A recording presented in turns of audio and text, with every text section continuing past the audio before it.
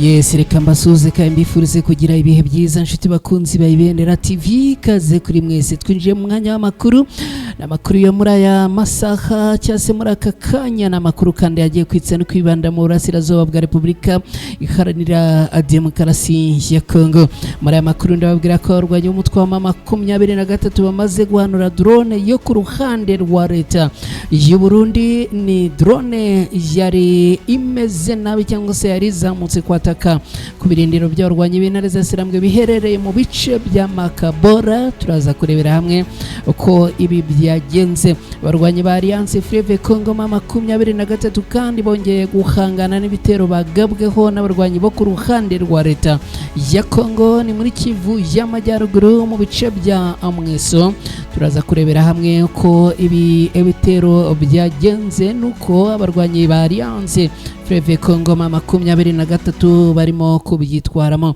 Muri aya makuru kandi reka mubwire ko turaza kurebera hamwe ibijyanye n'abasirikare 13 ba FARDC baguye mu mirwano na abarwanyi ba DEFU. Hanyuma rero ubu aba basirikare byabo bimeze gute, dore ko ari mu mirwano ikomeye igisirikare cya leta ya Congo FARDC cyahanganyemo n'abarwanyi mu mitwe ya ADF. Ibi byose ndaza kubikugezaho akantu kandi muri aya makuru.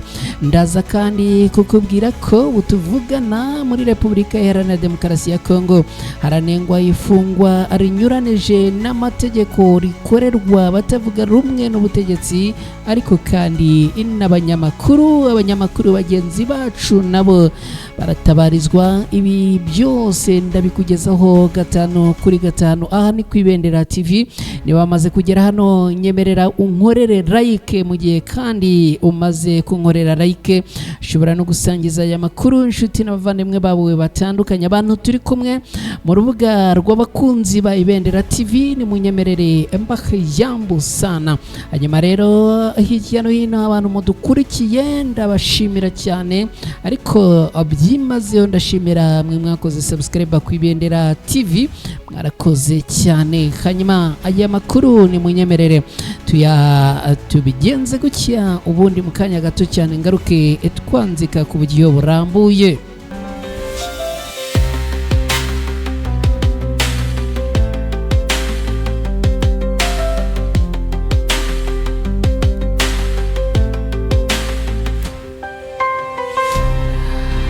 Wowe udukurikiye ndakwibutsa ko uyu munsi ni kuwa gatatu, ni tariki 14 Mutarama muri uyu mwaka wa 2026. N'amakuru yo kuri aya masaha n'amakuru kandi abari kugaruka muri updates zitandukanye. Nge nitwa Mukada hani ku Ibendera TV, abaherereye mu bice byose ni munyemerere mbake ikaze kandi nizere ko mukomeje kugubwa neza. Muri aya makuru rero unyemerere nkujyane kuri map nkwereke uko ibintu byagenze uyu munsi. Kubwira ko ibintu bimaze guhinduka mu kanya gato cyane, ibintu bimaze kuzambagatana. Barwanyi b'intare za Sirambwe no kuvuga Alliance Fleuve Congo M23 maze guhanura drone yo ku ruhande rw'u Burundi. Ni drone yariri kuzamuka ishaka kwataka bice bya Makabora. Narakubwiye ko Makabora ya mbere ni ya kabiri ibi bice byigaruriwe n'abarwanyi ba Alliance Fleuve Congo M23. Mu kanya gato cyane ku isaha y'isa 5:27 nibwo abarwanyi ba Alliance Fleuve Congo M23 baherereye muri Makabora bamaze kumanura drone. Ayihanuye drone y'abarwanyi bo ku ruhande rwa leta ya Congo. Aba basirikare mu gihugu cy'u Burundi biravugwa yuko bari bazamuye drone, hanyuma rero birangira iyi drone ihanuwe n'abarwanyi b'intare za Sirambwe. Reka mbanze nguherere ako ibintu byatangiye kugira ngo wumve uko ibintu uyu munsi byiriwe bimeze ku mirongo y'urugamba. Mu gitondo cyo kuri uyu munsi ahitwa Katuta, abarwanyi bo ku gisirikare cy'u Burundi n'igisirikare cya Tanzania bagabye ibiti ibitero bakoresheje amato, hanyuma abazamuka hepfo mu bice bya Karemi, hanyuma abazamuka bageze aha Katuta batangira gushamburiya. Ni ibice n'ubundi byegereye aha za Makobora, ariko neza ugereranyije n'ibice biteganye n'aha hitwa Katuta. Hanyuma urwanye abo ku ruhande rwa leta ya Kongo, ubwo ndavuga abarwanyi barwanirira iki gisirikare cya leta ya Kongo cyangwa se abatanga umusada kuri iki gisirikare, bageze ahangaha rero nibwo batangiye kugenda botsa igitutu ku birindiro by'abarwanyi ba Alliance Fleuve Congo 23 biherereye ruguru za Makabora. Amakuru akavuga ko imirwano yo ku butaka yabereye muri ibice byitwa Kanana, ni ukuvuga ngo kuva Kanana werekeza iza Makobora ni ahantu bameze nkaho uhareba neza. Hanyuma rero amakuru amwe akavuga yuko bamwe batatse bakoresheje inzira yo mu mazi bakatakira ahangaha, sinzi niba abantu murimo kubibona neza, batakiye ahangaha Akambekuru. Hanyuma abatangira rero kwataka ku barwanyi b'intare za Sarambwe. Ngo ndashaka yuko yes ndabona mwahabonye neza aka gace kitwa Kambekuru, na gace kaberemo imirwano ikomeye cyane ahanini iturutse iyo mu mazi, n'imirwano yabereye mu mazi. Ngira ngo unyemerere nkwereke bumwe mu bwato bw'abarwanyi bo ku ruhande rwa leta ya Kongo. Dore ngubu rwose ku ifoto ya satelite ngubu ngira ngo urimo urabibona niba udukurikiye neza. Ubu rero ni bumwe mu bwato bw'aba basirikare barwana ku ruhande rwa leta ya Kongo. Aba rero bakaba baramutse bagaba ibitero ku barwanyi b'intare za Sarambwe ubundi muri bice bya Makabora. Amakuru avuga yuko abarwanyi bo ku ruhande rwa Alliance Fleuve Congo 23 baherereye aha muri bice bya Makabora. Ngira ngo niba udukurikiye Makabora urimo kuyibona neza ngaha. Rero niho abarwanyi b'intare za Sarambwe ibirindiro byabo biherereye. Hari Makabora ya mbere ariho ahangaha, Makabora ya mbere ni hano haruguru y'umuhanda, hanyuma Makabora ya kabiri akaba ari hano tugenekereje nko munsi y'umuhanda. Hanyuma rero ndakubwira yuko abarwanyi b'intare za Sarambwe baherereye ahangaha bakoze ishyano rikomeye cyane kubera yuko bahanganye n'aba barwanyi bo ku ruhande rwa leta ya Kongo. Ibintu birakomera, urugamba rubura gica, biza kurangira rero abarwanyi bo ku ruhande rwa leta ya Kongo n'ubundi ngo babonye nta kindi bashoboraga gukora.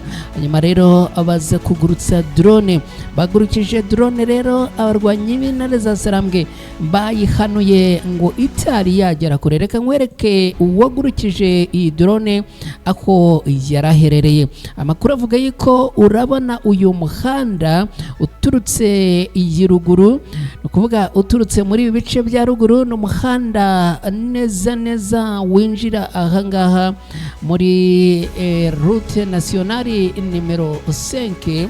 Hanyuma rero uturutse muri ibi bice hafangaha hari navuga ko ari umuhanda na kayira akegereye uyu mugezi, ngira ngo murimo kureba.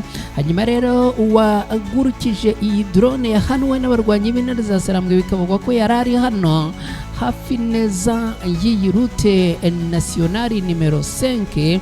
Hanyuma rero ngo akaba yagurukije drone kuri target yuko yagombaga kuza yagera ahangaha Makabora igahita ishwanyuka. Yamara gushwanyuka rero tayari ibyo muri Makabora inkuru zikaba izindi tugatangira kuvuga ibindi.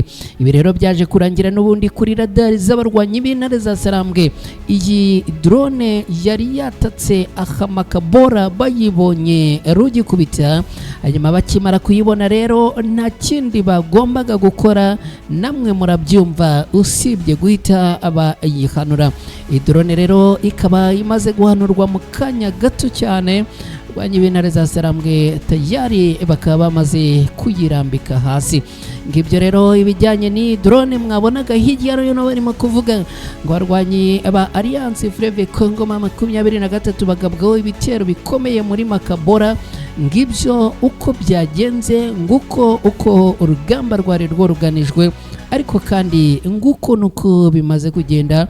Makuru akavuga ko abasirikare cyangwa abarwanyi bo ku ruhande rurwanira leta ya Kongo ngo babaye nk'abasubira inyuma bakemara kubona iyi drone ihanuwe. Reka nkubwire ko abarwanyi ba Alliance Fleuve Congo 23 bongeye guhangana n'abarwanyi bo ku ruhande rwa leta ya Kongo. Amakuru aravuga ko kuva mu gitondo cyo kuri uyu munsi imirwano ikaze yongeye kubura hagati y'abarwanyi ba Alliance Fleuve Congo 23 n'abarwanyi barwanira leta ya Kongo, no kuvuga FARDC, inyeshyamba za Wazalendo zo mu mutwe wa CMC ndetse n'umutwe wa FDLR. Iyi mirwano amakuru aturuka mu duce dutandukanye aremeza ko yabereye muri groupement ya Bukombo ni muri teritwari ya Rucuru muri Kivu y'Amajyaruguru. Icyo nakubwira gishyashya cyase wamenya nuko byamaze kubarurwa ko abantu bagera kuri 12 yari batakarije ubuzima muri iyi mirwano. Amakuru aturuka mu baturage baherereye muri ibi bice aravuga ko iyi mirwano ngo yari ikomeye cyane, ikaba ari imirwano bivuga ko yatangiriye mu gace ka Bumbasha, ni mu birometero bikeya uvuye muri Mweso mbere yo gukwira mu tundi duce twa Karambi na Shahemba. Kugeza ubu ngubu rero iyi mirwano ikaba no kugezana n'ubu ngubu situation ikimeze nabi muri ibi bice. Iyi mirwano kugeza ubu yateje umutekano muke ukomeye mu baturage, bituma bamwe mu baturage abahunga, abandi barihisha. Abaturage amagana ngo bavuye mu byabo bahungira mu gace ka Mweso akari muri teritwari ya Rucuru ikana imbibi na teritwari ya Masisi, aho seri muri Kivu y'Amajyaruguru muri Repubulika Iharanira Demokarasi ya Kongo. Aba baturage biravuga ko bahungiye mu nsengero no mu mashuri bashaka ubuhungiro n'umutekano by'ibanze. Mu mezi ashize uduce dutandukanye twaha muri Rucuru twakomeje kugenda turangwamo imirwano n'imyivumbagatanyo ikomeye cyane. Kugeza ubu ngubu rero ibintu bikaba bikomeje kuba bibi no kuzamba ku rwego rwo hejuru cyane. Reka nkubwire yuko ubu ngubu tuvugana abasirikare bagera kuri 13 ba leta ya Kongo FARDC baguye mu mirwano babasirikare bahanganyemo nabo mu mutwe wa ADF, no kuvuga Wazalendo cyangwa inyeshyamba zo mu mutwe wa ADF. Hanyuma rero 13 bose bo ku ruhande rwa leta ya Kongo FARDC bakaba barashwe mu cyico abahita abatakaza ubuzima. Abasirikare bagera kuri 13 bo muri brigade ya 31 y'ingabo z'igihugu baguye mu mirwano ikomeye cyane y'abarwanyi ba ADF naru ni mu mashyamba atandukanye. Hanyuma rero kugeza ubu ngubu bakaba abashyinguwe mu cyubahiro. Akaba rero ari ibintu bikomeye cyane. Iyi mihango yo kubasezeraho bwa nyuma ikaba yabereye imbere y'abayobozi ba politike n'igisirikare bashinzwe ubuyobozi bw'uturere ndetse n'abakuru b'imiryango gakondo bo mu gace kabereyemo iyi mirwano. Nk'uko byatangajwe n'ingabo za FARDC, abo basirikare bagabweho igitero n'inyeshyamba za ADF mu gihe bari bahagaze ku kigo cy'ingabo mu gace ka Banju aho bari bashinzwe kurinda no kugenzura umutekano.